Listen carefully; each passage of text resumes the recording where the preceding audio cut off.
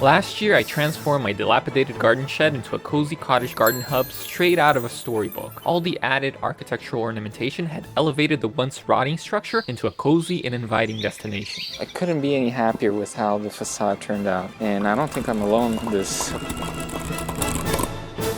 Sure, the internet is all about putting up a facade, a pleasing stage set to attract your attention.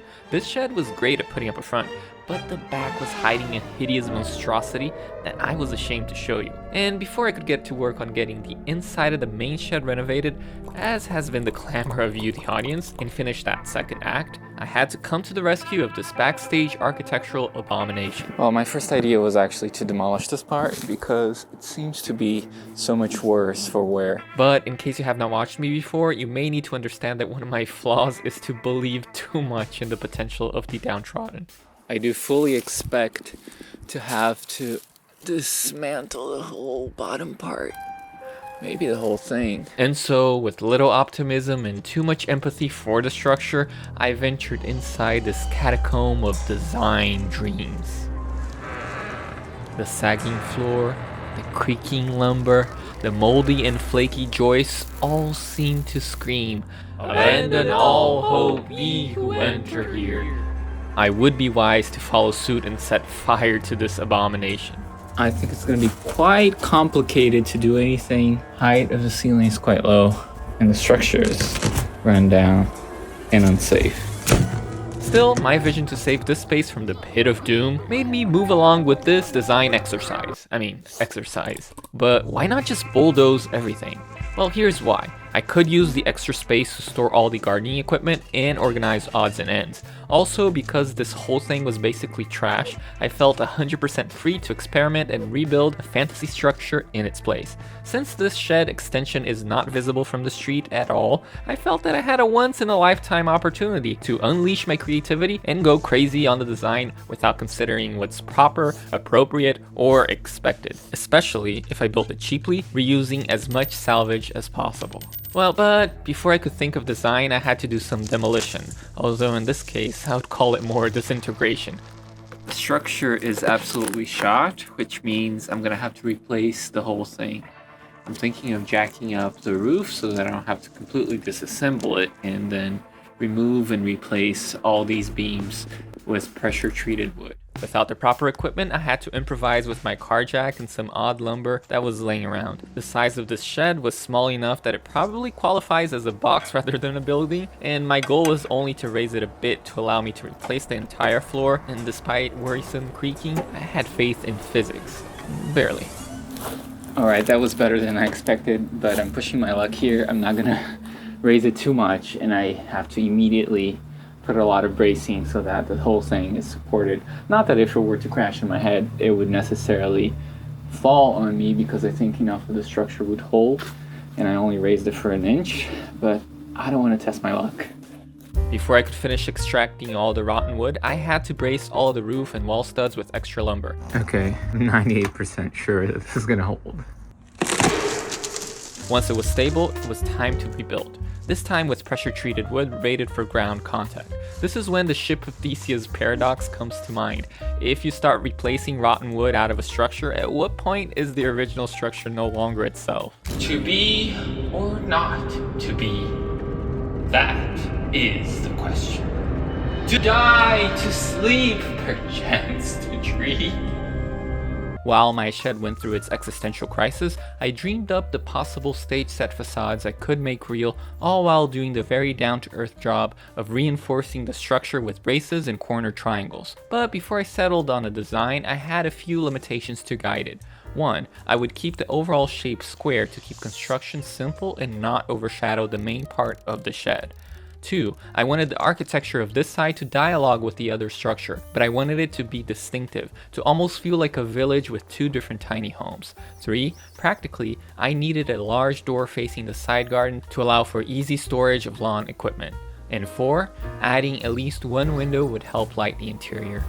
With the main structural supports for the floor completed, I need to put some sheathing up so that I actually have a floor. But before that, I'll add a few more braces so that everything is well secure and the floor is solid. Ultimately, the main thing I wanted this back facade to have was for it to convey a cozy mood. Since this part of the shed sits facing the driveway, it would serve as a gatehouse of sorts, welcoming myself and others to the garden. And while choosing a nondescript camouflaged look would have been appropriate in most cases, I wanted this to be a memorable entrance, a spot with a contagious sense of place. Instead of a rigid pre-planned design, I would let it develop out of the process, much like I would make a painting. So first I had to establish the main elements and openings.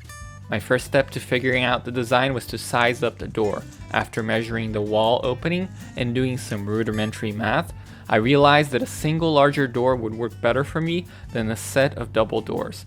I reinforced the walls with new lumber where studs had deteriorated, and I added bracing wherever possible. With the door opening roughed in, I had to decide the window placement. I want to add a window to this side because I want some extra natural light in this space, and I also want to give some interest to the other side. It's going to be a little bit more of a wild plan and more of an impromptu design. Let's see what I come up with. In any case, I've got to fix up this window because it has a few window panes that are broken.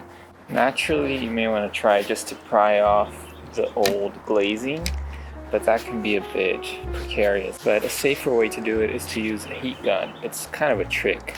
It really makes things go a lot smoother and easier. This was the perfect opportunity to incorporate this old window, which was destined to the landfill. But with just a couple of pieces of new glass and some glazing compound, this old sash would serve its function once again while imparting that vintage handmade feeling, something that modern vinyl windows would never be able to impart. Once finished, I could allow the glazing to cure while I prepared the opening. I could have added more windows, but in this case, I don't think it would contribute much to the storage function of this shed. I knew I wanted a symmetrical design, so I reconfigured the studs and went about removing the half-rotten plywood cladding. Since the top plywood piece was not rotten, I left it intact. With the structural work done, it was time to start rebuilding the exterior shell, and that meant finding the right material. But I needed the help of some big machinery to get it to site.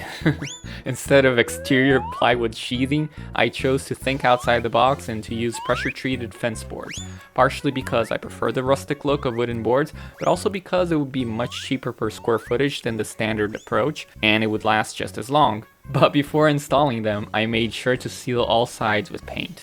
Since this is really the shed of a shed, I'm taking a bit more artistic freedom, treating it more like a painting than really architecture. I expect to do a lot of layering, but at this point, I don't even know exactly where I'm going. Considering I've used these boards before, I knew their shortcomings well. If you do not seal all sides, they tend to bow and cup. I was confident that the paint would prevent this, and so I attached all the boards using exterior grade screws, and sure enough I had a solid base for all the walls. The interior walls would showcase the rough texture of the boards, but for the exterior, I had additional ideas and plans. I love the texture of cedar shingles, so inspired by my incorporation of them in the front shed facade, I decided to do the same here. Of course, I picked up the least expensive grade that clearly warns you to never use for exterior siding. Alas, I felt that for my purposes here, the warning was a bit melodramatic.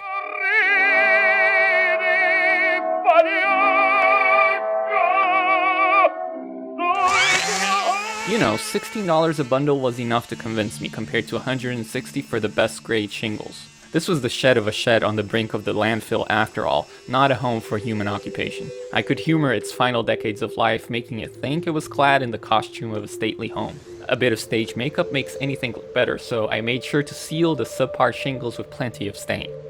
When it comes to stain colors, I have to test it first on the piece of wood that's going to be used to know if the color scheme is going to work. Obviously, I chose two colors that have a similar family. My intuition is that it will work perfectly, but I'll only know once I test it out. What I love about semi-transparent stains is how they create a dynamic color tone when compared to paint, much like how glazes give oil paintings color depth not achieved with opaque paint. It's quite clear to see that these colors are much more in palette with the original structure than this green. It doesn't jive with the overall palette over on this side, but these should. The only thing is I feel they might be a bit too light, and that's a problem for later. I'll first install them. With the materials at hand, I had to decide on the design. I could simply cover the whole structure with the shingles in a very classic New England style, but I wanted something more imaginative. I wanted a bit of an operatic flair, and maybe give it a more of a Baroque sensibility that would tie the style to my fancy protected beds in the side garden. But above all, I had an important element to guide it. I wanted the structure to feel light on its feet, and maybe seem even a bit temporary, like carnival tents or theatrical curtains. That would differentiate it from the main shed that had an air of solidity to its form. These lean-to additions, they almost never contribute to a more pleasing form. They are often clunky and disfigured, forming odd roof angles. The best way for me to integrate it here would be to further highlight its temporary relationship to the main form, to be playful in how I treated its rather ugly, dense, squarish form. Curved, flowing, bold lines would help accomplish that. There really is no reason to be afraid. I'm just going to do a design that I feel makes sense. It's going to be as much of a journey to you watching as it is to me making. The buildings of Venice, Italy serve as a great textbook on how to achieve levity in architecture. Some quintessential Venetian structures, like the Doge's Palace or the Ca' d'Oro, employ a similar visual trick to make the heavy brick and stone structures appear to float over the water. This is in contrast to the typical Italian architecture of the time that obeyed a sense of gravity by using rougher, blockier rustication on the bottom floor and corners to emphasize the weight and stability of the building. Likewise, in typical buildings, columns would be of a decent thickness to appear to support the building. Yet in these Venetian palaces, thin rope-like corner columns, which would seem disproportionate to their scale, were found instead. Another visual trick was to have large, flat, rectangular areas with bold graphic patterns and even punched-out filigree stonework that made the whole building look like it was made of strung-together Persian rugs. I wanted to achieve a similar effect in my shed by breaking up the large, flat rectangle with a bold pattern of shingles. I had a vague idea of a drapery in my mind, but I developed the actual design as I went along. I installed the first row of shingles at the bottom edge and then went about thinking how I could implement the pattern design. From the beginning, I wanted to do something special with the shingles, either a decorative cutout edge or a figurative two-tone design. And I couldn't really decide, but then I thought, ¿por qué no los dos? And that's what we have here.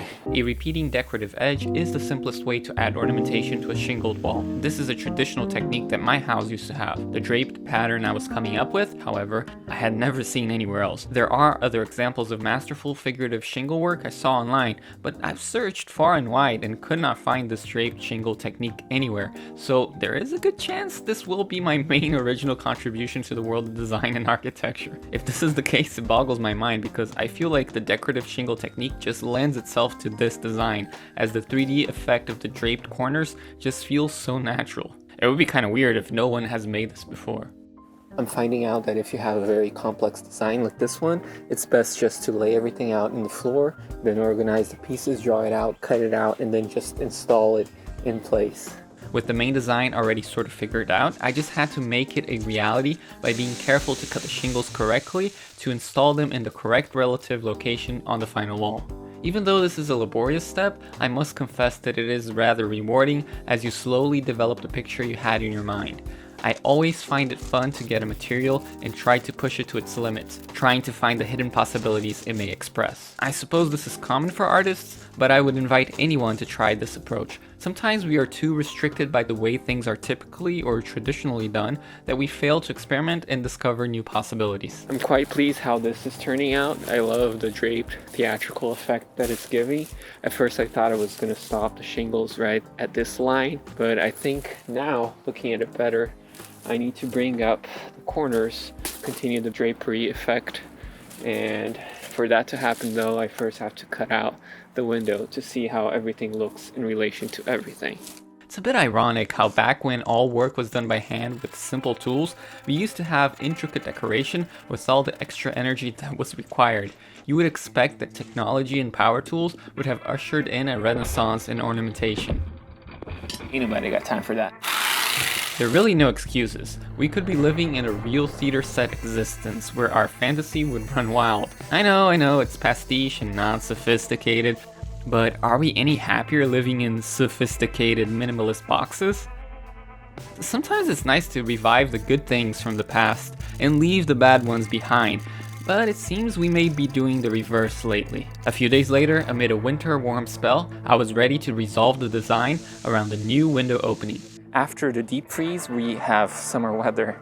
Everything's fine, but we're gonna resume work here. Alright, let me tell you the plan before the train arrives and muffles all the sound. By extending the drapery design to the corners, I was trying to achieve the weightlessness of the Venetian palaces, but on a smaller scale. And then maybe in the center, some bas-relief, cut out, more free-flowing, perhaps vegetables, perhaps plants. Creating a cartouche of sorts, taking inspiration from the ornate window frames of the Venetian palaces and how they break up the otherwise flat walls. Something a little bit more organic and free-flowing. We'll see. And there's a train. As soon as I installed the final green shingles, I was ready to start building the central window frame. But instead of going out and buying more material to form my architectural delirium, I was eyeing materials others would be repelled and shocked by. Well, if you thought I was gonna just throw away all this material here just because it's a bit rotten on the edges, you thought wrong. But knowing me better, and if you watched my previous video, I think you got an idea that I was gonna do something with it. And this is precisely the material I want to use to do the bas-relief. Alright, in my defense, these pieces of exterior plywood still had plenty of solid areas. By reusing as much of them as possible, I would reduce how much waste I would be sending to the landfill, while lending these materials a few extra decades of life. Besides, how was I supposed to carry them whole in my tiny car to the landfill? I made measurements of the area I needed to fill, and then proceeded to draw out a Baroque shape that would frame the squarish window onto the rest of the composition, creating a focal point. I already could feel I would need decorative brackets to tie the overhang onto the composition, but I'm getting ahead of myself.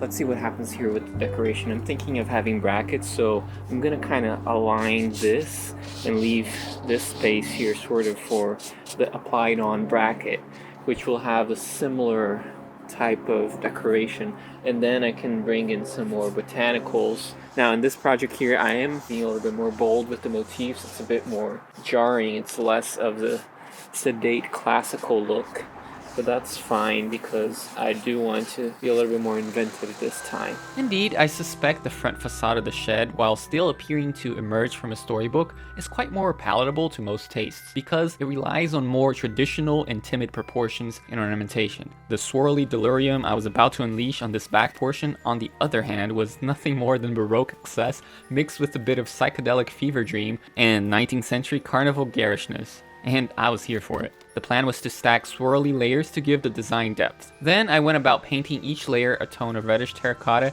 using leftover paint that was being discarded. My goal was to not buy any new paint for this back shed, and instead only use old leftovers, or at most get mist tints. I would have to be creative to make it work. By the next chillier morning, the sky was painting itself in the most garish colors as well.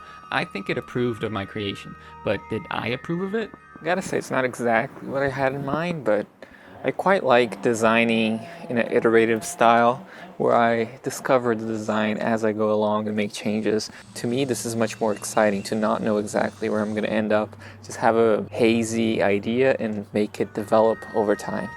Some bystanders didn't seem too impressed, but I myself had to wait until it would all come together before passing judgment on the design. I mean, it was, well, creative, let's put it that way. This is the ugly stage of the project where you start questioning your life choices. But I was not done yet. If I were to create a monstrosity, I would at least have the decency of creating a finished monstrosity. The show must go on. Armed with too many swirly designs in my head, the power of modern electrical tools, and a seemingly endless supply of half-rotten plywood, I went about crafting the missing pieces that would tie the wall design to the roof overhang. Brackets. My intention was to have finely sculpted details. However, the subpar material I was using restricted what I could do. I assembled them out of a 5-layer sandwich. For the outer layers, I would cut up decorative swirl patterns. The filling layers would be plain with the same outline shape, but about an inch wider on the scrolled margin, and the middle layer would be the same size as the outer ones. This design trick creates a bracket with not only a captivating profile view, but also a modulated front edge. I went ahead and painted each layer with the same color, let them dry, and then affixed them together using exterior screws. You could glue and clamp them, but for my purposes, this rougher build will do. Considering these are merely decorative brackets, I simply used long screws to fix them in place. As the design started to click together, I pivoted back to the window I had reglazed. As a nod to the front yellow door, and to keep with the warm tone palette, I gave the window a coating of the yellow-orange paint and went about installing it. The deeper roof overhang would provide substantial protection against rain, but I still made sure to put down some flashing material to protect the structure. I installed pressure-treated 2x1 strips as sash stops and placed the cheerful yellow window in its spot. I rushed to install the 4 brackets, and all of a sudden the design came together. Even though there were still details to be added, the whole elegant framework made sense now. Suddenly, all sorts of historical references were evident. I could see reflected in it the decorated stern of a 17th century galleon, not to mention the theatrical and fairground vibes, although most distinctly, a Romani wagon. Especially with the color palette. The pinkish terracotta and the red stained cedar were still clashing a bit. I already had an idea of how to tackle that to bring further harmony, but before I could spend time with such finishing touches, I still had a gaping hole in the side that I needed to resolve. I thought about doing double doors, but to simplify my life, and also because I have a few pieces of glass that I was thinking of using in it to bring more light into the shed, I might as well do one door. I took stock of all the materials I had, including a large piece of tempered glass. As for its style, I could draw up a million different options and then find the materials to build it, but I decided to do the opposite and let the materials dictate the style and design. I carefully pried apart all the pieces of lumber that were still salvageable, saved hinges and hardware that could be reused, removed old nails to get the wood ready for cutting, and used all my mental power to put together this puzzle of a door. I employed the 1x6 planks to serve as the structural skeleton, and instead of trying to craft traditional mortise and tenon joints, I took a few shortcuts that would terrify any bona fide woodworker out there. To join the pieces, I used smaller scraps of wood that created them through curves and notches here and there to create the effect of relief work. In many ways, I was borrowing from the historic East Lake furniture style that used similar curve and notch motifs. Now that I got the main structure done, I'm going to take all the parts away, paint them, put them together, and then I'll work on the small details. While it does take some time to do this, I find the process rather therapeutic. I allow the pieces to fully dry overnight, and the next day I reassembled the puzzle and went about affixing them together using exterior grade deck screws. To avoid wood splitting, I drilled pilot holes on each piece. Before I continued working on design details, I tested the fit of the door on the opening and then started to rummage through the plywood scraps to find structurally sound pieces that would fill out the panels of the door from the inside, so that it would hold the glass in place. As much as I like things to be a bit shabby and folk-like, I think this is a bit too much, so I gotta do something to the corners to at least disguise it. Curves and notches once again came to the rescue. I'm more and more convinced that the right curves and notches can improve any subpar design, but then again, that may be the Baroque side of my brain speaking. And just like that, the door went from ramshackle to Provençal French. I affixed these panels using short screws and quickly moved on to my favorite phase, over-ornamenting the design with all kinds of scrap moldings I've saved over the years. Center stage were old stair spindles that had once served a second life as garden supports. They would now elegantly fit within the narrow gap flanking the glass opening. I also split them in half in a bandsaw to add matching decoration to the bottom panels, softening the sides of the square panels. I created a ledge out of cedar fence board with a Baroque curved design that harkened back to the windowsills of the main shed, and moved on to my favorite part, the finishing touches to the finishing touches. For the finishing touches, I'm going to use this box of scraps. While I was doing the interior of the home, I saved all scraps from molding work precisely to work on projects like these. My goal is that by the end of this whole project, I used up all little pieces. If I don't use them, then I can finally throw them away. After some trial and error, tinkering, and design knowledge, I got all my scrap molding work placed to make the door have the elegance I envisioned. And then I affixed them using construction adhesive. Once glued, I got some leftover exterior grade caulk and went about filling all the cracks and joints to ensure durability outdoors. This is the stage where things look worse before they get better. Once I painted everything over, the relief patterns would show in their intended states. I got the tempered glass pane, which itself had been salvaged from a broken window, cleaned up the edges and affixed it to my door frame using first glazier points, followed by some latex window glazing. I allowed the door to cure for a week. Meanwhile, I worked on finishing the shingle siding flanking the door.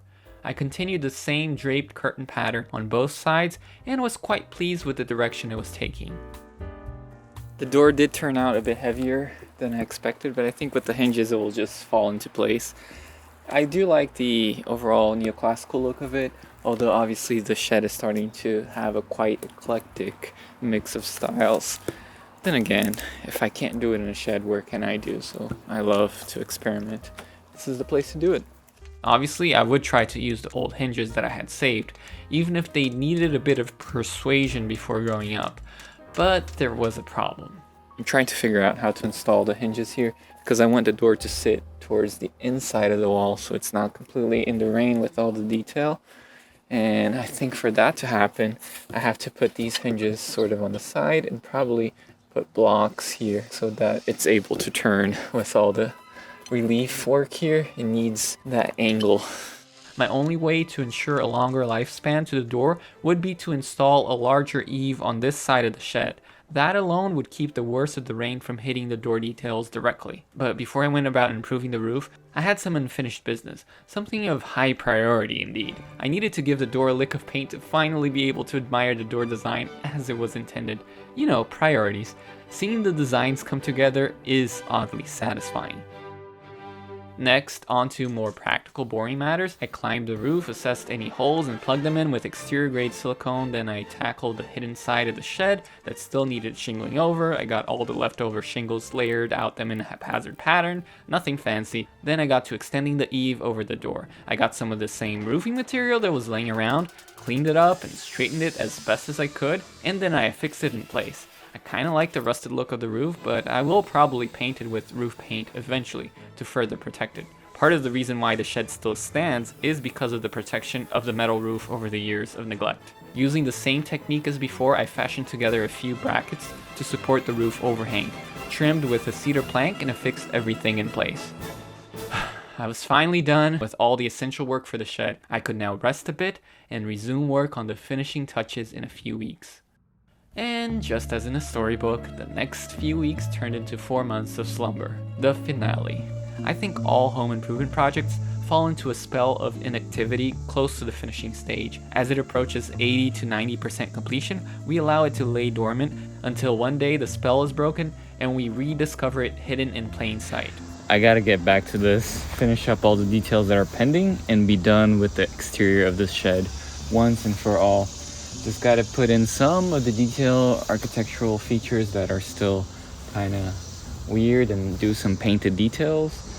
But first of all, I gotta clear off all this vegetation. That's definitely gonna be a reoccurring problem for here.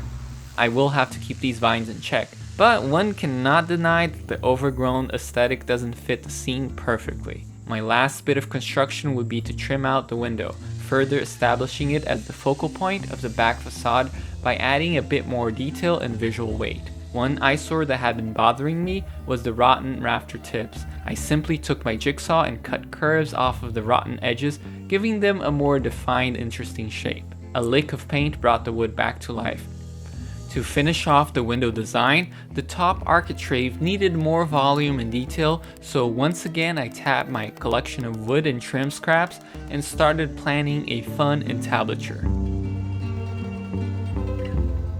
I could stop right here because frankly it looks pretty good, but I've been wanting to do something a little bit more creative even than this, and that entails doing some painted decorative work over these surfaces.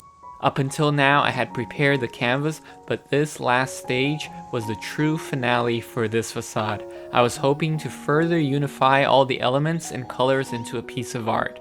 I mixed a bit of white paint onto my base terracotta color and painted on highlights of swirly designs. I kept it a bit rustic and loose because I wanted it to echo old-time painted carnival decoration.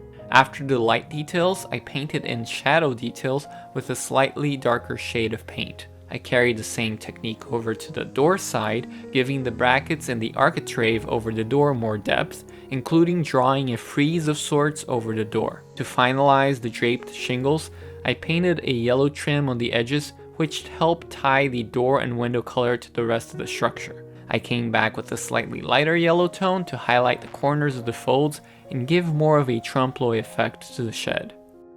I'm absolutely pleased with how this turned out. Of course I could further fiddle with it and make it more refined, but I think that would go against the nature of a cottage garden that just needs to be a little bit shabby. Borrowing a technique from oil painting, my last act was to give the whole structure a wash with a semi-transparent wood stain that would mute all the colors a bit, toning them down, and at the same time further harmonizing them and giving them a lived-in appearance. The reddish shingles and the pinkish terracotta were finally in tune. I also caulked the window details, and just like that, the backside of my shed was finished on the outside. I am looking forward to seeing it age and weather in the garden. I may still work a bit on the door, but for now, the stage set to my garden was done. The plant show could start.